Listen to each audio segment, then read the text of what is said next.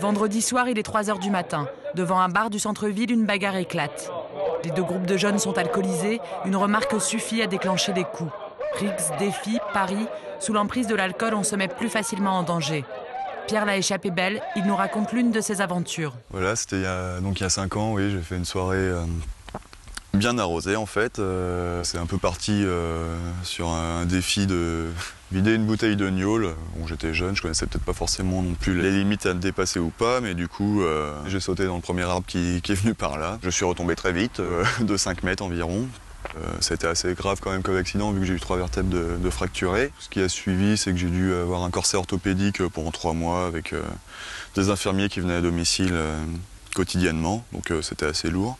J'ai pris conscience que j'aurais pu vraiment me retrouver en fauteuil roulant. Avec du recul, Pierre reconnaît qu'il a eu de la chance, que l'alcool peut entraîner des comportements absurdes et dangereux. Les premiers témoins de ces attitudes à risque sont les pompiers. Soit l'alcool festif, soit l'alcool qui était festif au départ et qui finissent par des bagarres en sortie de discothèque par exemple. Ça peut être aussi l'alcool qui dérape un petit peu et qui finit par des paris un petit peu stupides. Ça peut finir avec des coups de couteau, ça peut finir avec des bonnes blessures, ou alors tout simplement en prenant le volant, en pensant que tout va bien et finalement non, tout va mal puisque ça finit dans un mur ou dans un arbre. Chaque soir de fin de semaine, une dizaine de jeunes est reçue aux urgences traumatologiques du CHU suite à un abus d'alcool. Un tiers d'entre eux s'est blessé au cours d'une bagarre ou d'un défi absurde. Les traumatismes survenus au cours d'hyperalcoolisation peuvent être très graves, bien évidemment, tant sur la voie publique, mais également dans le cadre domestique. Ça peut être des défenestrations, des chutes de grande hauteur.